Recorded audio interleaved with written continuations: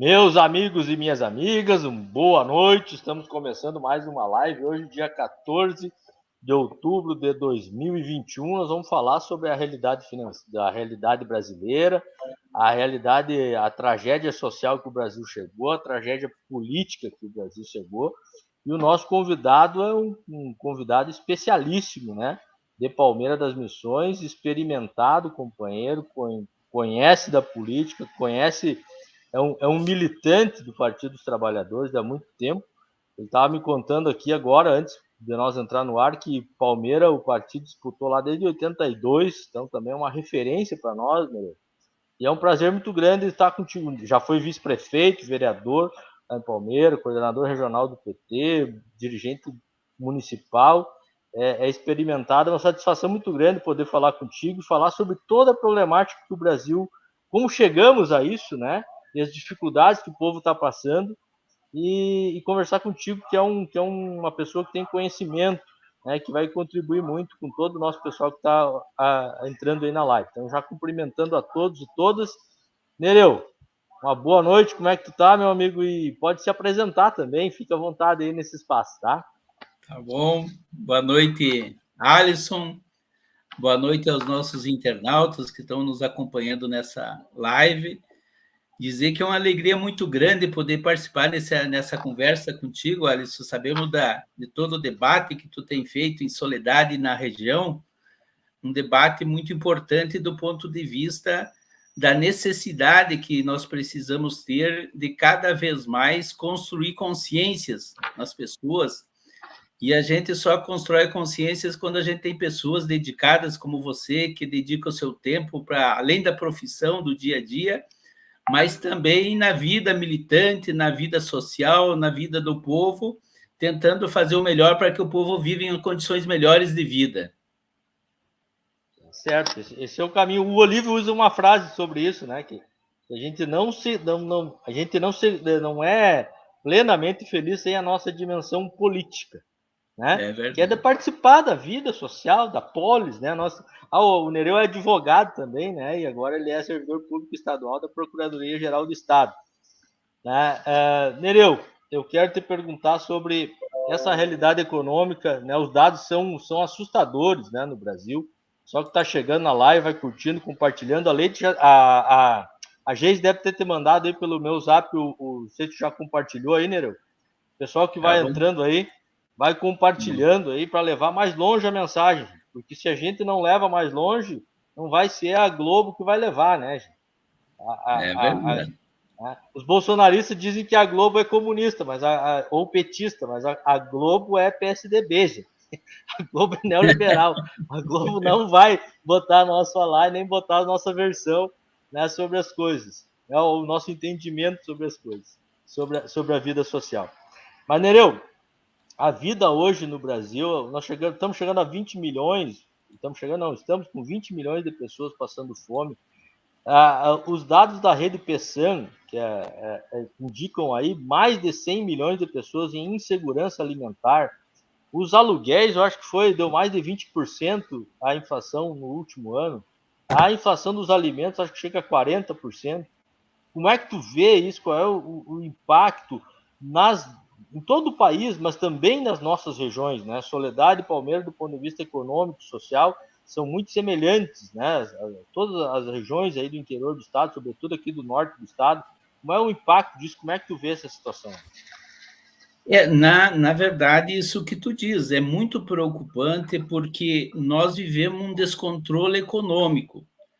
A pandemia ela veio numa situação para acelerar mais ainda esse descontrole. Hoje nós temos, só no ano de 2021, 51% de aumento no combustível.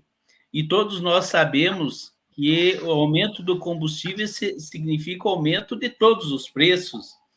Nós temos uma realidade no Rio Grande do Sul que, nesse ano, quebrou mais de 620 mil empresas que estão com suas atividades suspensas e que em torno de 100 mil já fecharam definitivamente suas portas. E nós sabemos que 75% dos empregos são gerados nessas pequenas e microempresas. Então, isso é um desastre do ponto de vista social, desemprego, a quebradeira do pequeno e do microempresário, a questão da inflação nesse patamar também, que ela chega já em torno de 23% já nesse ano. Então, são tudo elementos que levam a uma situação de muita preocupação. Mas o que mais preocupa é a falta de iniciativa para atacar essas questões.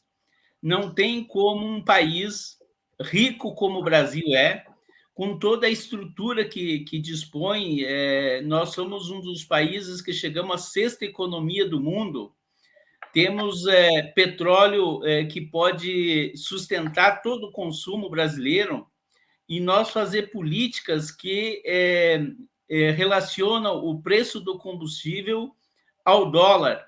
Então, não se trata de reajuste por conta do custo de produção ou do lucro brasileiro, mas se trata do aumento do preço do combustível relacionado com a questão dos interesses econômicos dos acionistas internacionais. Então, essa realidade, ela é uma realidade que nos coloca em alerta, porque a fome, ela é uma situação que leva a vários complicantes, por exemplo, a violência, a miséria, digamos, a destruição das famílias como um todo, do ponto de vista da sua estrutura, e levam a expectativa de desesperança, né, Alisson? Porque uma família desagregada, que o Estado não faz uma assistência necessária para sair desse momento de crise, uma família que não consegue dar um ensino de qualidade para os seus filhos, é uma sociedade que tem pouca expectativa futura. Então, esses elementos, eles nos remetem à necessidade de tu ter um Estado forte, não um Estado fraco. E o que nós temos vendo no Brasil é a diminuição cada vez mais de Estado. E a diminuição de Estado é menos serviço público, menos serviço de educação, menos serviço de segurança, menos serviço de saúde e outro conjunto de outros serviços tão importantes para a vida das pessoas. De fato. Eu quero sublinhar algumas coisas que tu falou aí, importantes, né? Tu falou importante, os números são assustadores, né?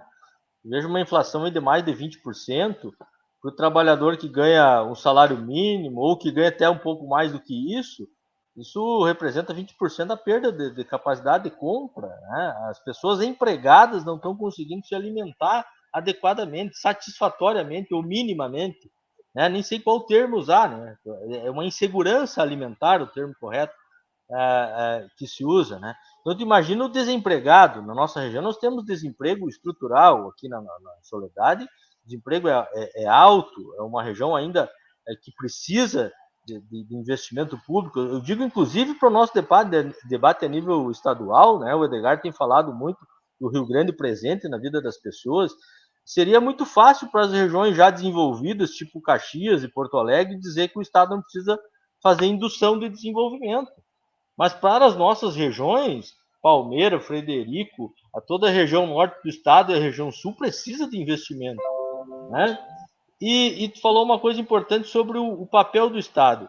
Eu acredito que o Brasil de 88 até 2016, ainda que pese as diferenças da esquerda e da direita para onde vai, mas ninguém desprezava o papel do Estado.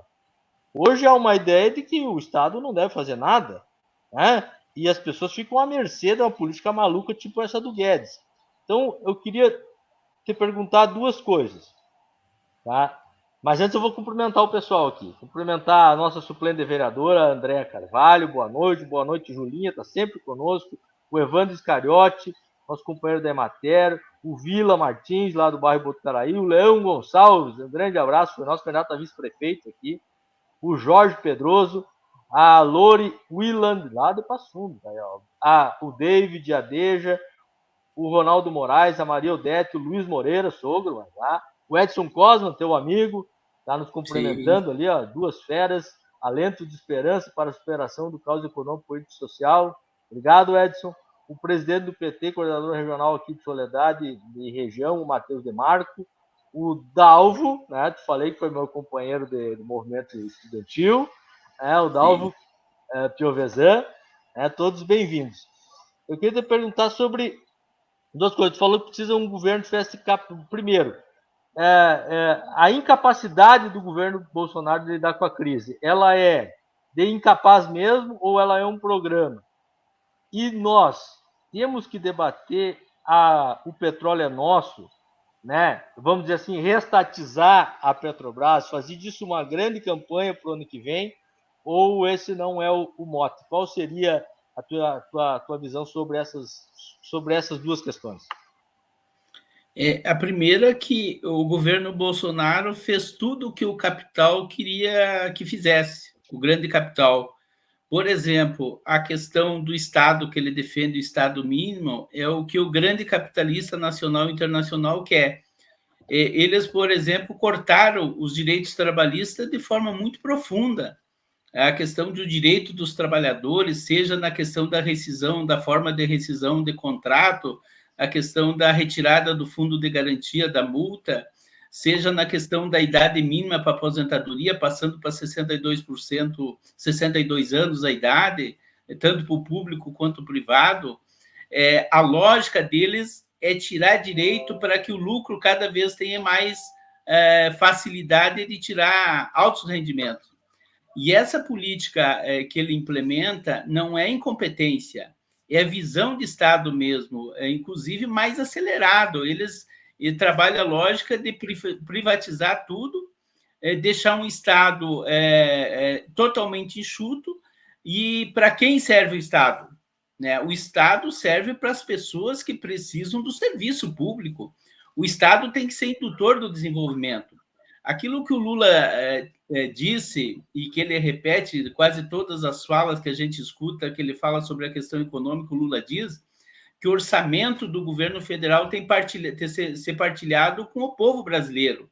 E essa é a grande verdade, porque o investimento no povo significa retorno em todos os aspectos. Por exemplo, a política adotada de melhora do valor do salário mínimo, com o crescimento real, ela possibilita que os trabalhadores comprem mais.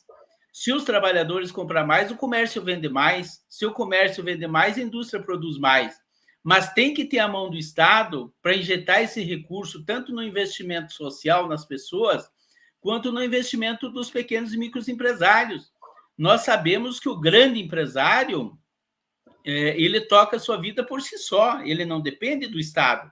Agora, por exemplo, o micro e o pequeno empresários, ele precisa de um Estado forte para que o Estado forneça créditos, inclusive subsidiado, forneça assessoria técnica para essas pequenas e microempresários, porque esses pequenos e microempresários, que são trabalhadores que, às vezes, trabalham 16, 18 horas por dia, quer dizer, eles têm que ter um aporte do Estado para que eles consigam tocar seu empreendimento, mas para que ele tenha sucesso, para que esse pequeno e microempresário tenha sucesso, é necessário que o trabalhador tenha condições de compra. Então, tu veja que uma coisa se relaciona com outra, e um Estado que se preze, e um Estado que cuida do seu povo, ele não fica entregando o patrimônio nacional para as multinacionais.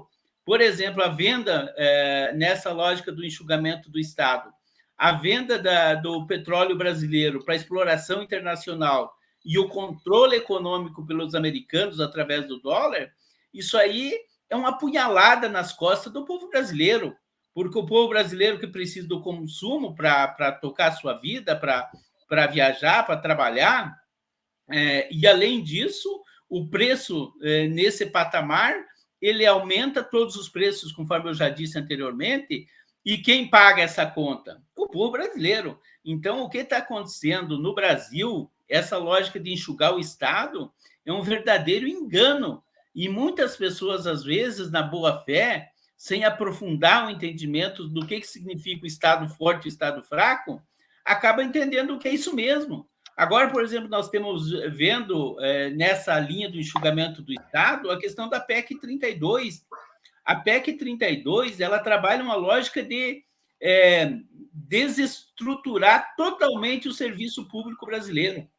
desestruturando o serviço público brasileiro, quem que vai pagar a conta? É o povo brasileiro como um todo, o povo trabalhador que precisa do serviço público. E às vezes os caras dizem assim, não, mas não me atinge. Mas aí a gente pergunta para essas pessoas, mas quem que fiscaliza o mercado para vender um produto de qualidade? É o SUS, via vigilância sanitária. Então, todos os brasileiros vão ser, de uma forma ou outra, atingida. E a lógica, por exemplo, da PEC, além de ser um desastre para o conjunto do povo brasileiro, ela não ataca os altos salários.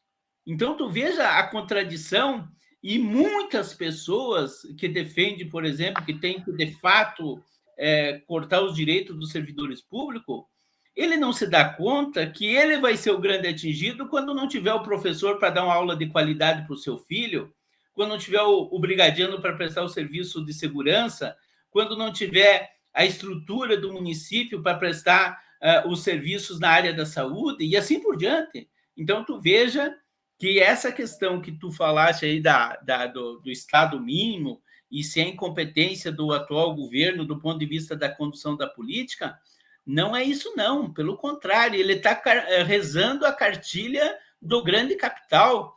E aqui nós não estamos falando, né? É bom a gente às vezes falar que às vezes o pessoal pensa que tem um pequeno empreendimento ali, tem 20, 30 funcionários, ele pensa que nós estamos falando desse público, nós não estamos falando desse público, nós estamos falando de milionários mesmo, de quem ganha dinheiro que não sabe quanto ganha, que não sabe o que fazer com o recurso que tem, entende? Então, essa diferença que nós temos que fazer é quem vive do trabalho e quem vive da exploração de quem trabalha. Essa é a grande diferença que nós temos que ter entre nós para a gente ter a compreensão de que o eleitor do PP ele pode estar com uma posição política diferente da minha, mas ele é meu parceiro, ele é meu irmão na luta do dia a dia, que ele vive na mesma condição econômica minha, o mesmo sofrimento meu, a mesma realidade minha. Então, é a partir desse entendimento que a gente tem que ter a compreensão devida para fazer a disputa política partidária. Ele está pagando R$7 de gasolina igual a gente, né? Sem dúvida. Seja do PP, do PMDB, do PSDB, está pagando não tem os R$7. Depois, a segunda pergunta, Alisson, que tu fizesse aí é... sobre a Petrobras. A Petrobras. Eu entrei de certa forma, mas eu queria só ressaltar essa questão da Petrobras, que é uma coisa que indigna muito a gente. Tu veja que devagarinho eles estão desmontando, agora querem também a privatização da Eletrobras. Eu estava olhando agora à tarde, tem 209 autarquias federais na lista das privatizações, entre a Correio, Caixa Federal, Banco do Brasil, estão na lista, para eles entregar para os empresários. Tu veja, a Caixa Federal, ele é um instrumento fundamental, por exemplo, para financiar os empreendimentos necessários para o povo. E o Banco do Brasil, da mesma forma, os Correios são fundamentais também para atingir o conjunto das pessoas. Mas a Petrobras, ela é da essência digamos, da soberania nacional. Então, a Petrobras ela tem um grau de diferencial porque a disputa pela energia mundial é muito grande. E nós vivemos essa situação de golpe da presidenta Dilma, que muita gente ainda entende que não é golpe, foi um golpe branco, onde criaram um fato falso para caçar a presidenta Dilma. Por trás disso estava a relação e a influência brasileira no cenário internacional, porque o Brasil descobriu o pré-sal aqui, e a partir de descobrir o pré-sal, tu veja que cresceu o olho dos americanos, cresceu o olho das petrolíferas internacionais, e aí criar um fato para tirar, para botar no governo quem facilitasse a entrega desse patrimônio fundamental para os brasileiros, as petrolíferas. E por isso, por conta dessa política, é que hoje nós estamos pagando R$7 o preço da gasolina. Porque se tem um governo que se preocupa com o seu povo, ele faz o controle, ele limita o lucro do acionista. Porque o acionista ele só quer explorar, quer ganhar o dinheiro dele em cima do povo brasileiro. Então, tu veja que essa lógica, por exemplo, aí da questão da venda das petrolíferas do petróleo brasileiro, ele é aquilo que eu disse anteriormente, uma facada nas costas do povo brasileiro que está pagando, dando lucro para esses acionistas internacionais. E nós, com um governo de esquerda, eu entendo que nós temos que fazer todo o esforço para retomar o controle da energia brasileira, do petróleo, para que a gente tenha condições de controlar esses preços dos combustíveis e gerar o desenvolvimento que o Brasil tanto precisa. Exato. Eu acho, particularmente, que esse vai ser o grande debate. Eu acho que tem razão nisso, que a Petrobras é ainda... Todas essas privatizações vão prejudicar. Mas a privatização que já foi feita, porque os acionistas amando, uma privatização branca, vamos dizer assim, é um golpe que foi dado na Petrobras. Veja que de 42 bilhões de lucros do ano passado, 32 bilhões foram para os acionistas preferenciais da Petrobras, que é o capital financeiro internacional. E o senhor, a senhora aí, que pode gostar ou não gostar do PT, o senhor está pagando. Se não está pagando através da gasolina, está pagando no diesel, quando vai no mercado, está pagando porque subiu o preço de tudo. Né? E boa parte é ancorada nisso. Né? Então, nós precisamos, na minha modesta opinião, colocar isso em pauta, inclusive na eleição, para poder depois fazer isso. Porque não vai faltar a Globo para dizer que a Petrobras perdeu não sei quantos bilhões na bolsa porque o governo gerenciou o preço dos combustíveis. Mas o que adianta valer bilhões na bolsa se é nós que temos que pagar na bomba? Não adianta nada. Né? É uma farsa isso, né? Ela vale porque tem petróleo aqui nesse país, porque foi prospectado. Aliás, eu fiz uma live só sobre isso, sobre como sempre a direita boicotou a luta pelo petróleo. Diziam que não tinha, quando a gente achou, diziam que não era capaz de refinar, quando achou no mar, diziam que não era capaz de prospectar no mar, quando achamos o pré-sal, disseram que nós não ia conseguir extrair, e assim foi, sempre foi, são alguns exemplos, né? Então, nós vamos ter que fazer um debate mais profundo, porque os nossos governos, eles meio que fizeram acordos em relação a isso, né? Deixava subir um pouco, né? Fazia aquela política de conciliação. Eu acho que nós vamos ter que propor um controle maior, sim, né? E assumir a postura de que a Petrobras tem que servir o país. E uma coisa, né, Alisson, que a gente pode ressaltar aqui é que nós vivemos numa situação de crise hoje da saúde pública e também uma crise na questão educacional hoje no Brasil, né, por conta da realidade também da pandemia, né? Mas o governo do presidente Lula e da presidenta Dilma, eles destinaram do lucro dos rendimentos do pré-sal 75% para a educação e 25% para a saúde. Quer dizer, claro, se tu resgatar a história ali dos investimentos que o presidente Lula fez na educação, a presidenta Dilma e na própria saúde, foi coisas muito importantes e significantes. Claro que a gente sabe que precisa fazer muito mais, intervir muito mais nessas questões. Mas tu veja que o direcionamento que estava sendo dado era para questões essenciais da vida das pessoas. Né? Então, tu veja a diferença. Isso que tu disse primeiro. Tu veja que quem está pagando o lucro para esses empresários que compraram a Petrobras e que o governo destinou o reajuste por petróleo, quer dizer, quem está pagando somos nós, desde o mais humilde que compra um litro de combustível, mesmo que compra um quilo de feijão no mercado, ele está pagando por conta que se o feijão hoje está no preço que está, é porque também o transporte influencia para que ele esteja nesse preço. Então, é uma ciranda, é um conjunto de fatores, e eu concordo plenamente contigo.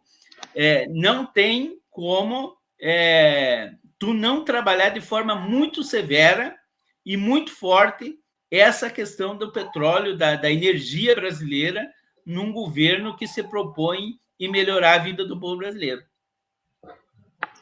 Correto. Que bom. Eu acho que o Lula tem que botar isso na pauta. Não sei como, mas tem que botar isso como uma prioridade na pauta para poder somar força. Tipo fizeram em 1950 com o Getúlio Vargas lá na luta pelo petróleo nosso, quando construímos a Petrobras. Porque nós temos que retomar o comando sobre o petróleo. Por que isso é importante? Porque a senhora vai no mercado e é isso.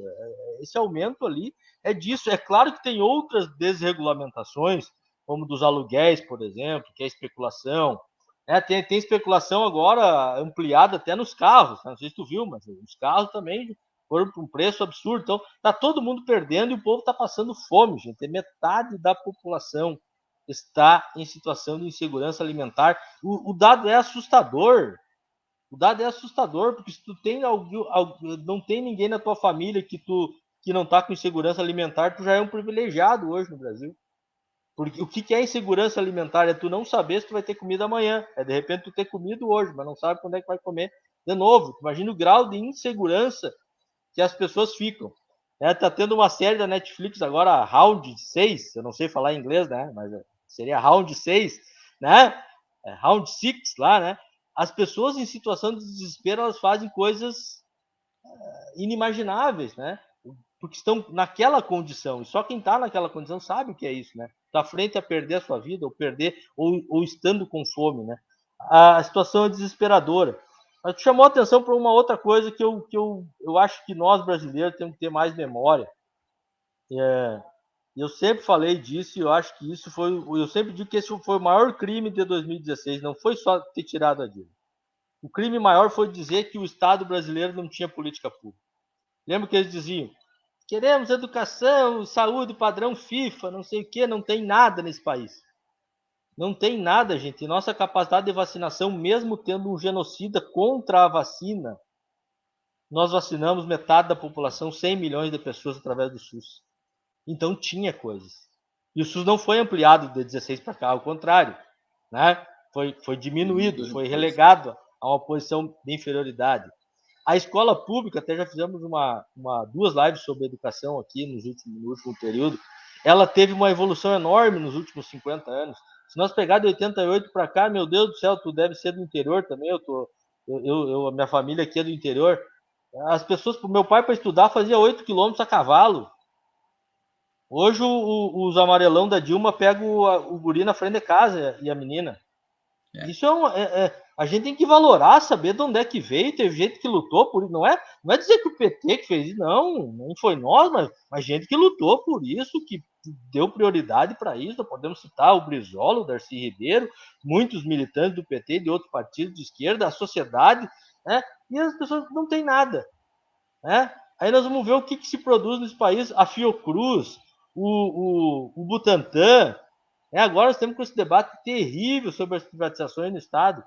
E só para concluir um raciocínio sobre o que é o controle público, né? Eu estou lendo sobre a China. Na China, uma discussão, aqui em Soledade tem uma discussão assim, ó. A água que vai para a cidade é aqui perto de onde eu moro 12 quilômetros da cidade. Pega no arroz espraiado e leva até a cidade lá, faz o tratamento da água e distribui para a população, tá? Essa tubulação nós estamos trocando com o recurso ainda do PAC 2 da Dilma lá, que por burocracia estatal foi sair só agora, tá? O que acontece? Para arrancar os tubos velhos e botar o tubo novo, a concessionária que o Estado brasileiro privatizou e entregou para a concessionária por 30 anos, a CCR, cobra da Corsã para passar. Isso num país civilizado ia dizer, para aí, vocês vão administrar a rodovia. Aqui vai passar porque é público, tem interesse da população que tem que tomar essa água lá, vai passar e pronto. Mas que história é essa que o interesse privado, nós estudamos direito, primeiro princípio, né, que o interesse público está na frente do interesse privado, né? E aí a gente privatiza e entrega um Estado, é como se aquele território ali da BR-386 fosse de um país chamado CCR. Não tem lógica. Tu não tem mais gerência sobre aquilo ali. É quase uma relação internacional quando tu vai lidar. Aquilo ali, o Eduardo Leite, na condição de governador, não é porque eu gosto nem desgosto, aliás, nós não gostamos da política que ele representa, né, porque é uma política neoliberal tão quanto a do Guedes, mas ele representa o povo gaúcho lá na função de governante do Estado. A gente diz, não, para aí, a água vai passar e pronto, não atrapalha vocês em nada. Está no limite da faixa de domínio, é em cima da linha da faixa de domínio. É um exemplo de como a privatização no Brasil é ridícula, né? Tem que pagar, e não estava previsto em contrato nem nada, mas a Corsã vai ter que pagar. Enfim. Mas essa questão, Alisson, eu queria, já que tu entrou nesse debate da privatização do serviço público e entrou na Corsã, né? Muita gente está dizendo assim, não, tem que privatizar mesmo para qualificar o serviço. quem vai pagar a conta? E quem tem condições de pagar a conta? Essa é a pergunta, porque vai acontecer mesmo na linha da Petrobras. De R$ 2,80 a gasolina vai para R$ 7 hoje. Por quê? Porque está no interesse privado dos grandes empresários ganhar dinheiro com a questão do combustível. Na água não é diferente. Ou algum empresário investiria para não ganhar dinheiro? Quem tem condições de investir recursos públicos com interesse social é o Estado. Então, a água, por exemplo, que é um bem humanitário, que é um bem essencial para a vida, ele tem que ficar na mão de quem precisa fornecer esse serviço de qualidade. Né? Porque as pessoas, daqui um pouco, a pessoa que mora numa vila distante, ele vai ter dificuldade de ter acesso à água porque o empresário não vai ter lucro em colocar água para ele lá. E daí ele vai fazer como? Vai pagar um valor super elevado para ter a água? E se ele ganha um salário? E se ele não é assalariado? Quem que vai garantir essa água potável de qualidade para esse cidadão? Então, essa questão da água no Rio Grande do Sul, isso aí dá uma indignação profunda em quem é humanitário, quem defende a humanidade, porque é um ato desumano do governador. Privatizar a água é um ato de quem não se preocupa com a vida. É um ato covarde, inclusive, porque quem não se preocupa com a vida, por conta de que talvez ele, nesse momento, não precisa, ele sequer está pensando no amigo, no parente que talvez precise logo ali adiante. Então, é com muita indignação que eu vejo essa questão da privatização da água. E esse debate do plebiscito, agora começa dia 16, nós temos que estar muito atentos e temos que fazer a nossa parte, porque é possível tu pegar voto através do site para votar contra essa privatização. Nós temos que criar pelo menos um movimento político. Eu sei que tem vários prefeitos, deputados, inclusive partidos, que se posicionaram contra a privatização. Esse ato triste do governo do Estado.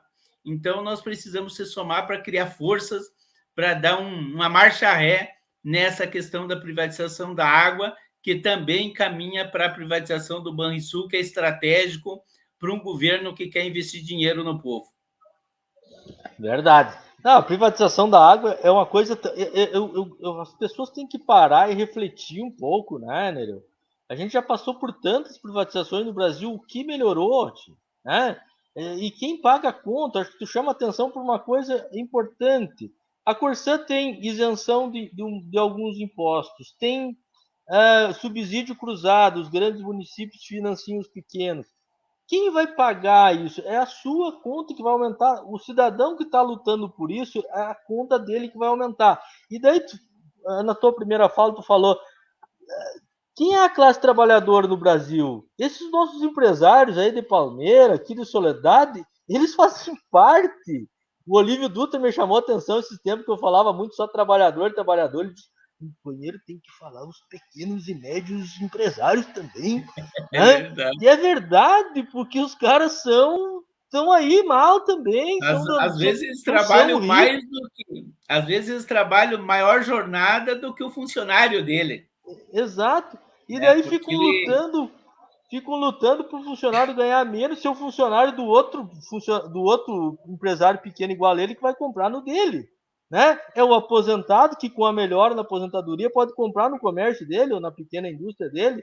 Né? E daí ele faz essa roda secar, fica lutando para essa roda secar, ou não girar, melhor dizendo, e daí não gira, e daí ninguém ganha, e daí quebra.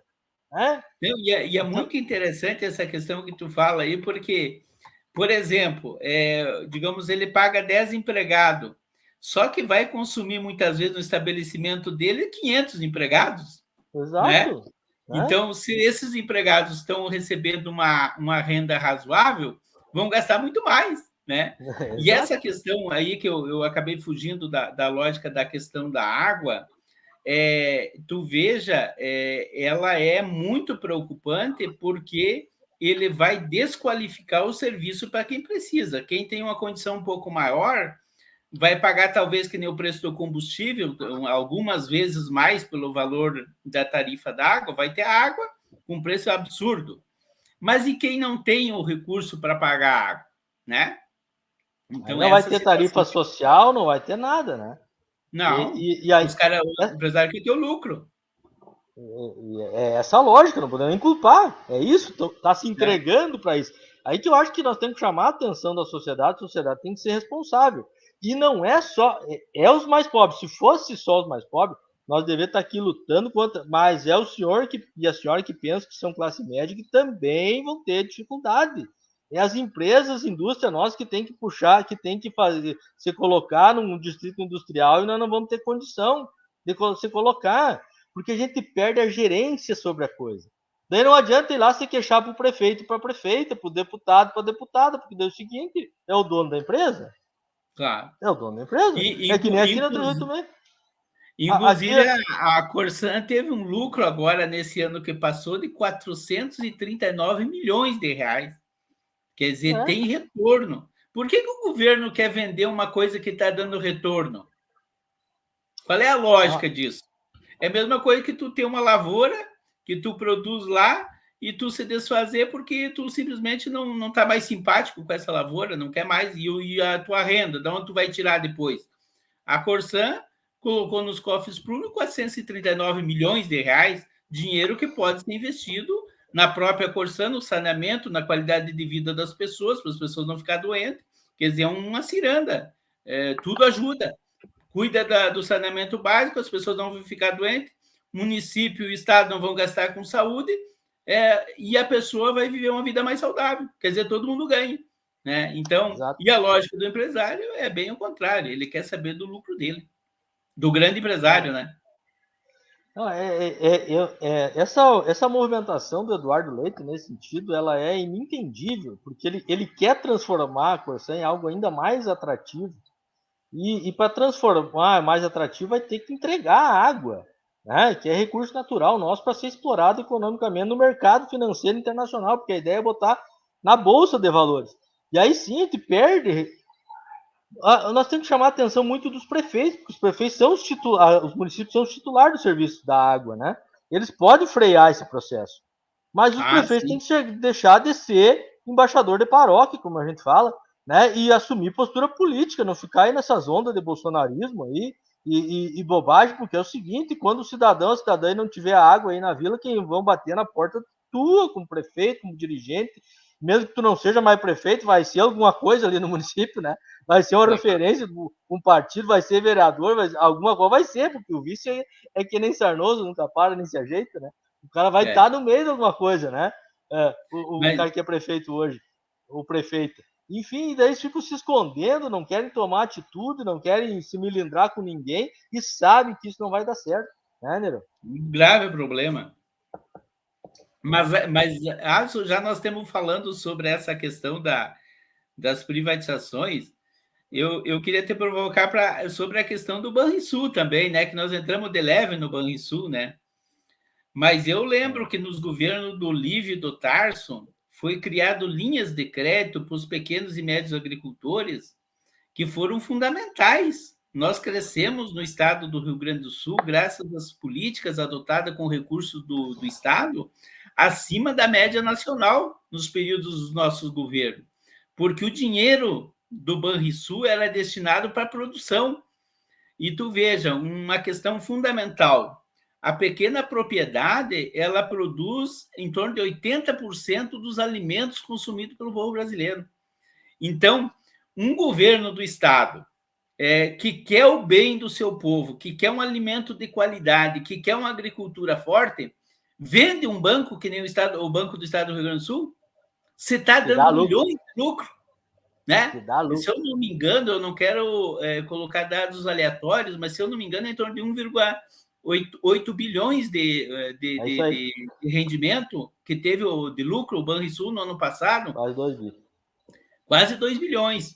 Tu veja, esse é um dinheiro que um governo, quer dizer, você tem lucro, por que vender? Essa que é a pergunta que você faz. Para entregar para o grande... Quem dos trabalhadores vai conseguir comprar parte do Banrisul? Quem que vive? O microempresário, o médio empresário, o cara que tem até 100 trabalhadores na sua empresa, ele vai conseguir disputar o Banrisul para ganhar 1,8 bilhões de reais por ano? Claro que não, né? Então, assim, se tu tem um banco que ele é fundamental, como é que o governo do estado quer entregar para os empresários esse banco? Um banco que emprega milhares de trabalhadores, que tem um incentivo e tem uma renda paga por um banco estatal e que sabe que tem uma certa estabilidade por conta de ser um banco estatal e que, se entregado para a iniciativa privada, também os trabalhadores dos bancários vão ser penalizados com isso. Então, tu veja, beneficia um grande empresário, talvez um consórcio de empresários, e em torno de 11 milhões de gaúchos pagam por essa conta. E vão pagar caro, inclusive, porque os tipos de crédito nós vamos pagar mais. Então, é um desrespeito com o povo gaúcho que está acontecendo na privatização do Banrisul, porque o Banrisul é fundamental para desenvolver o Estado, para fazer políticas de investimento na agricultura familiar, no pequeno e médio empresário, para a questão dos trabalhadores iniciar sua carreira profissional com incentivo do governo, conforme foi feito nos governos do Lívio do Tarso, onde eles pagavam o trabalhador aprendiz durante um período, determinado valor do salário para que ele tivesse uma renda. Quer dizer, essas políticas que estão sendo desmontadas quando tu trabalha a lógica do Estado mínimo, vender o que tem de bom do Estado para o grande capitalista nacional e internacional em detrimento do povo brasileiro e do povo gaúcho.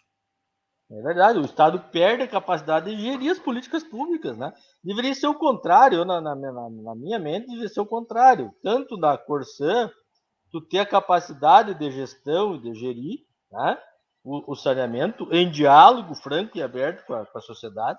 Né? Isso só faz com a empresa pública, com controle público, né? E no banco a mesma coisa. Né? Tu tem que ter por onde desenvolver, como tu falava. Como é, o governo decide fazer um investimento na agricultura familiar. Já tem o Banrisul espalhado no Rio Grande, não fica mais fácil? Né? Já vocacionado a isso, ao desenvolvimento regional, né? Fica muito mais fácil. Eu fui aí na tua região, fui em Novo Barreiro, acho que foi, fazer um debate sobre a PEC do teto. Acho que foi 2018, eu acho. E eu dava um exemplo da PEC do teto, para quem está nos ouvindo, impede o governo de investir mais do que foi investido em 2017 em políticas sociais. Eles falam teto que eles chamam de gastos sociais. Então nós estamos com aquele orçamento congelado na área social a nível nacional desde agora eu me perdi nos anos, mas acho que é desde 2017, né? É por aí, o Estado mínimo. Essa é a ideia do Estado mínimo. Então é o seguinte, eles chamam isso de fazer política social para as pessoas viverem melhor, poder matar a fome, que é um conjunto de políticas para matar a fome, não é só uma. Né? Aliás, o milagre que o Lula fez não foi o Bolsa Família, foi o Bolsa Família, a valorização do salário mínimo, o PAA para comprar alimentos da agricultura familiar, o Programa Nacional de Alimentação Escolar, o investimento na pequena e média propriedade rural. Esse conjunto de políticas matou a fome do povo brasileiro, não uma ou outra separadas, né? Então, enfim, e aí ele não pode, aí a gente quer perder essa capacidade de fazer isso, é uma coisa absurda. Lá, nessa palestra que eu dei lá, e outras que eu conversei com o povo, eu dava um exemplo, nós não tínhamos o conceito de pandemia. Então eu dizia, mas e daí o ano que vem? Nós estamos com o orçamento da saúde congelado. E se acontece uma epidemia? Daí a gente não pode aumentar o valor do orçamento? Mas isso é tirar da política o que ela tem da sua natureza. A política é debater os problemas da sociedade e procurar atacá-los prioritariamente, ou seja, aqueles que são mais importantes. Né? No nosso caso aqui, nós estamos debatendo hoje saúde, educação, energia para produzir, para viver melhor, né? Imagina nós sem energia elétrica agora aqui, né? Sem combustível, né? Água, essas coisas um país, uma nação tem que debater. Mas nós estamos há anos já, desde 2016, debatendo entregar isso para a mão dos outros, né? Nós nos propomos como nação a dizer, nós não vamos gastar, e chamamos de gasto ainda, com saúde mais do que tanto. Mas o que é isso? Para agradar o mercado financeiro. Mas quem é esse mercado financeiro? Eu quero falar com ele. Não, ele não existe. Ele vai lá nas bolsas e compra lá. Mas o que eu, cidadão aqui de Soledade, tem a ver com isso? Eu tenho que ver que tem que ter estrada, tem que ter escola para o meu filho, tem que ter um posto de saúde. Eu não tenho que agradar mercado nenhum. O Lula tem uma frase, mas o mercado nunca votou em mim, né? Quem vota em mim é o eleitor, a eleitora. Claro. É esses que a gente deve satisfação. Então é uma coisa muito absurda que acontece nesse país e convence as pessoas. Né? Vejo que o convencimento do Eduardo Leite agora para vender a Corsã, não, a Corsã dá lucro, porque no governo Brito eles diziam que não dava lucro, né? Nada dava lucro. Agora não pode ser que não dá lucro, os dados estão ali, está mais transparente a coisa. Não, dá lucro, mas é que vai precisar investir mais, daí nós temos que entregar para os outros. Mas os outros vão investir mais para ganhar menos. Mas quem é os caras tão bonzinhos assim? Que vão Não pegar uma existe isso. coisa e precisa botar 5 bi e para tirar 2. Não, é hipotético esse número, porque eu não tenho esse número, né? De quanto tem que investir em saneamento no Rio Grande? Vamos dizer que seja 10 bi. E se eles investirem 10 bi, eles vão tirar 20 bi, 30 bi. Mas da por que o lógica. Estado não faz isso daí, né? Por que o Estado não busca um jeito de financiar esses 10 bi por seus próprios bancos, seu próprio sistema financeiro, dilui isso no tempo enfim, e pactua isso socialmente, né? Essa é a lógica de qualquer país que queira verdadeiramente se desenvolver respeitando o seu povo, né, meu? Sem dúvida. Pessoal, vamos curtir, comentar, compartilhar, leve mais adiante essa prosa, a prosa tá boa. Gente, tem comentários? Vamos ouvir uns comentários aqui, né? Nós temos uma leitora oficial aqui das lives, tá? Ah, mas isso é muito bom. Tá organizado aí. Maria Aldete Prates. Ó, tio Hugo presente. Pior que tem pobre ainda apoiando o Bolsonaro. Tem, por desconhecimento, né? Ou infelizmente, é um masoquismo, mas é muito desconhecimento, né? Infelizmente, você tem que fazer momentos como esse para ir despertando as pessoas, né? Edson Cosmo. Esse é o cara, nosso doutor Edson Cosmo. Grande Quem Edson. achar que privatizar melhora o serviço público, tenta acessar um serviço da FGE. Exato, agora, eu ia falar da FGE. Agora CPFL. Nem para conversar com alguém por telefone não tem. É verdade.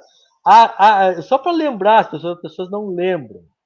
A CE, aqui em Soledade e em Palmeiras não era diferente, né? Dava um poste de luz, dava uma caixinha, essa que a gente bota na frente da casa para as famílias carentes, ainda que com algum proselitismo, clientelismo político, mas dava. Né? Agora, só um postezinho, uma caixinha na frente da casa do pobre é 2 conto. E aí ele trabalha quando o empregado ganha 1. Essa é a vida do brasileiro. Ele tem que financiar o poste da frente da casa dele. Prossiga. Sari Lorena Soares. A privatização é a pior coisa que se pensa. Só prejuízo para a sociedade. Exato. Dalvo Piovesan. Dalvo. Muito bem contextualizado. O grande prejuízo para a sociedade gaúcha, caso aconteça a privatização da Corsã, Banrisul, para os pequenos municípios não terão saneamento básico com a privatização. Exato. Celso Garzella. Teu vizinho aí também, meu amigo. Sim, o Celso. O demônio disse disse hoje que vai vender a Petrobras para não ter que administrar o próximo deverá ser o Brasil. Que coisa, sério. Olíris Soares. Boa noite, companheiro. É o Célito. Estamos assistindo juntos. É muito importante esse debate.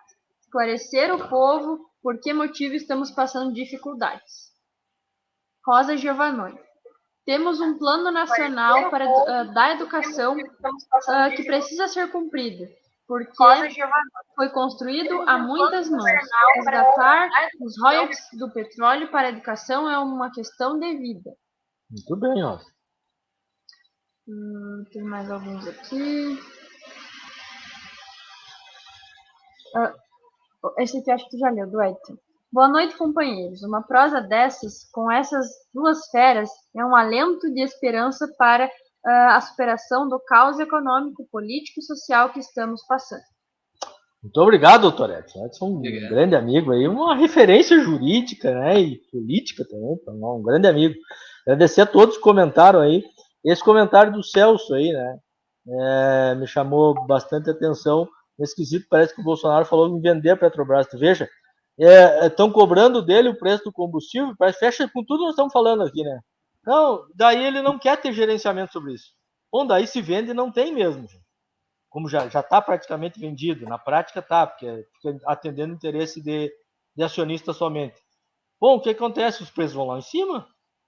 Mas é isso, daí não somos mais um Estado brasileiro, somos colonizados, né? Eu não consigo entender como é que tem gente que compactua com isso. E gente que paga mais do que isso, porque eu pago gasolina para ir daqui até a Soledade e voltar, mas tem gente que tem 4, 5 trator e paga diesel, precisa de caminhão e ainda compactua com isso. Eu não consigo entender. É um absurdo. O que tu acha, né?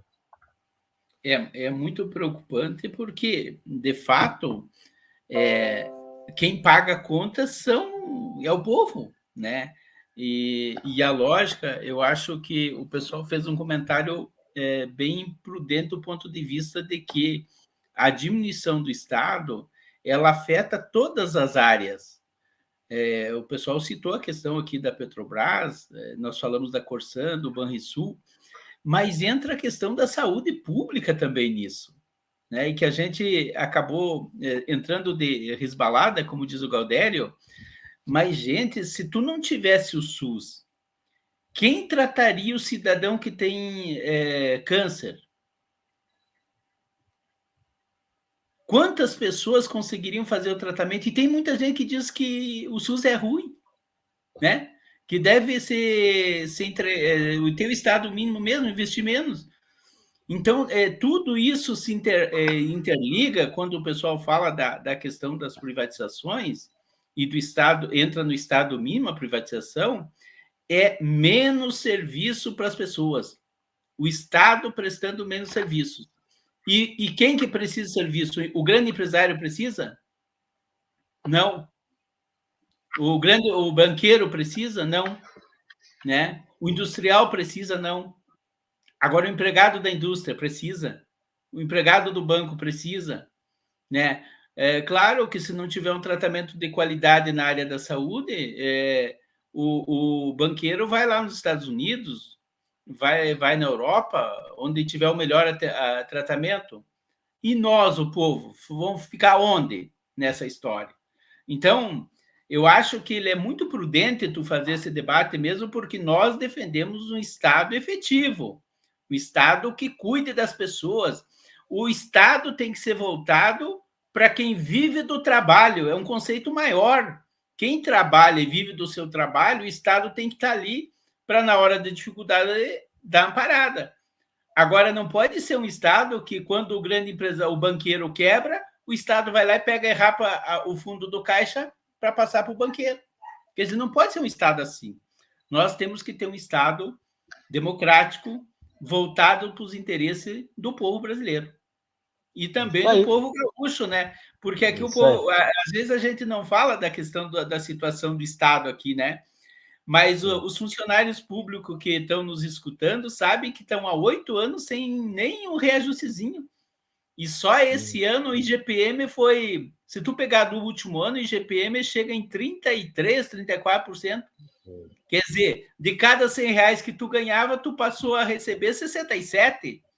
E como é que fica isso? Quem que paga essa diferença? E daí tu não bota só um ano agora, tu bota 8 anos sem receber reajuste salário. Como é que está o salário do funcionário público, aquele que presta o serviço para a população? O professor. Né? O professor, ele... É empobrecido, né? Serviço, acho que é um dos profissionais que mais presta serviço para o povo. né? Cada sala de aula tem 30, 40 alunos. Os professores se veem atordoados para prestar um serviço de qualidade, muitas vezes levando estrutura de casa para dar aula para os alunos dos trabalhadores, e eles não querem que o Estado continue prestando serviços nas diversas áreas e querem fragilizar essas essenciais também para a vida das pessoas. Então, é isso que nós falamos quando falamos em privatização e Estado mínimo. Exato. Na verdade, deveria de ser o mínimo, né? Deveria de todos os setores da sociedade defender isso, porque eu não consigo entender. Entregar para o capital as coisas que são públicas. A gente elege presidente, governador, prefeito para gerir um sistema que atenda melhor as pessoas e não para não ter poder nenhum, para só poder repassar benesse para grande empresário. Isso não é contra a lógica da própria existência do Estado, inclusive do Estado liberal. Alisson, vamos só resgatar agora das recentes conversas que o governo federal fez para a sociedade. Há mais ou menos 2 anos atrás, tinha que tirar os direitos trabalhistas para gerar emprego. E daí, toda a sociedade... Eu tive um caso de uma pessoa que me abordou e me disse o seguinte: tem que tirar porque daí eu vou conseguir emprego também, senão não consigo. Essa pessoa continua desempregado e talvez mais o vizinho dela também está desempregado agora. Tiraram os direitos trabalhistas, aquilo que nós comentamos no início, e o emprego não veio. Depois veio a questão da Previdência. Não, vamos fazer a reforma da Previdência, porque daí, se tu diminui o recurso que vai se gastar com o INSS, vai sobrar dinheiro e nós vamos equilibrar as contas brasileiras e nós vamos desenvolver o país e vai gerar emprego. Aonde que está os empregos? Não apareceu até agora. Agora veio a PEC 32, que é a reforma administrativa. Não mexe com o salário dos poderosos, falam que é essencial enxugar o Estado e diminuir os gastos públicos com os funcionários, sem contar a verdade para a população, e criam uma nova expectativa. Essa história é a história do capitalismo, que leva para o conjunto da sociedade uma visão distorcida sobre o que tem que mudar. O que tem que mudar para as pessoas melhorar as condições de vida é a questão econômica, é o poder de distribuição da renda e da riqueza do país. O salário tem que aumentar, porque se aumenta o salário, o cidadão melhora a condição de vida. O empresário tem que ganhar menos. Eu sempre cito um exemplo aqui, nas conversas que a gente faz.